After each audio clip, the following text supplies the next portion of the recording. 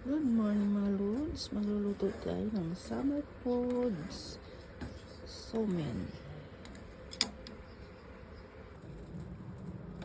So, kahuhugas lang natin mga lods ng ating summer food somen.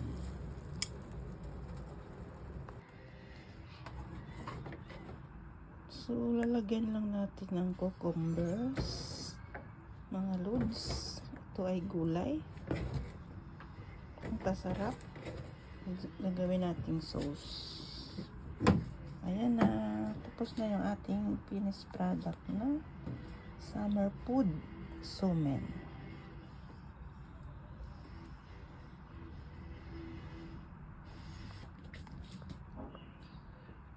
Thank you for watching, lods. Mag-ingat po tayong lahat. God bless po.